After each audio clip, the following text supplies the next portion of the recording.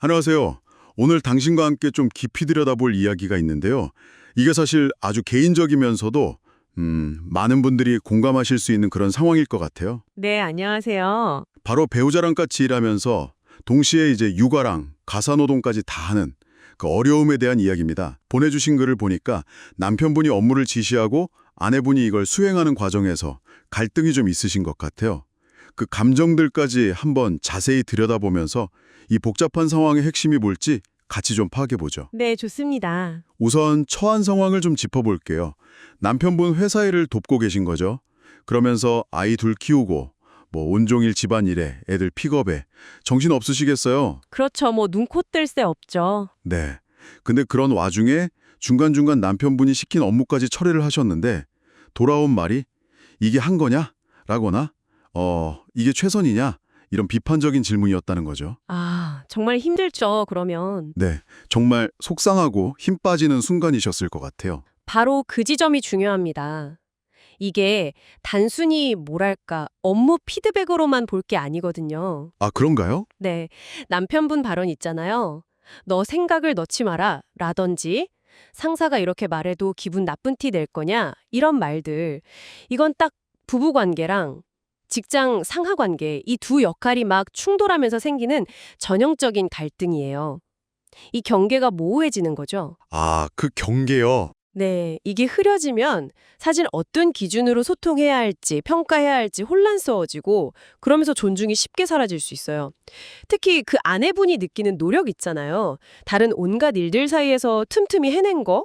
근데 남편분이 보는 결과 사이에는 엄청난 그 인식 차이가 있는 거고요. 이게 갈등의 핵심 불씨가 되는 경우가 많습니다. 집에서도 비슷한 상황이 이어진다고 하셨어요. 저녁 준비하고 애들 챙기고 있는데 또 업무 얘기가 나오고. 아, 밥 먹을 때도요? 네. 다시 최선이냐? 이 질문이 나오고 심지어는 시간 관리 방식까지 지적을 하셨다고. 남아도는 시간 안 아껴 쓰고 벼락치기로 일한다. 이런 말까지요. 이건 좀 심한데요? 근데 더 답답한 건 당신은 분명 월요일에 지시받아서 화, 수 이틀 만에 해낸 일이라고 생각하시는데 남편분은 금요일에 말했다고 주장을 하시는 거죠. 기억이 달라요. 네, 이게 중요해요. 이 기억의 차이, 이게 단순한 건망증 이런 문제가 아니에요. 아, 그런가요? 왜 중요하죠? 보통 이렇게 스트레스가 높은 관계 갈등 상황에서는요, 각자 자기한테 좀 유리하거나 아니면 감정적으로 중요했던 부분만 선택적으로 기억하는 경향이 강해집니다. 그래서 이 기억의 차이 자체가 또 다른 오해를 낳고 서로를 불신하게 만들고 결국 갈등을 더 키우는 아주 흔한 패턴이죠. 그렇군요. 그리고 또 주목할 만한 게 남편분의 그 사과 방식이에요.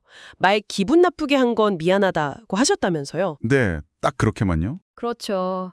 이건 표현 방식에 대해서만 사과하는 거지 그 비판적인 업무 평가나 아내분의 복합적인 상황에 대한 몰이해는 전혀 바뀌지 않은 거거든요.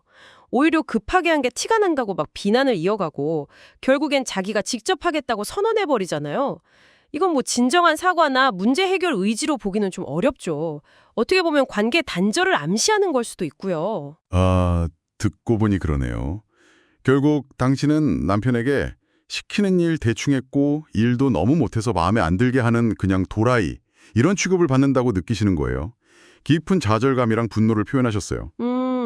그 표현이 얼마나 상처가 깊은지를 보여주네요. 네. 그러면서 내 고생은 없고 나는 안 힘든 하루하루 보낸다는 듯한 남편 태도에 상처받고 심지어 내가 너무 예민한가? 이렇게 자문하기까지 하셨다고요? 아, 그 감정은 지극히 당연합니다.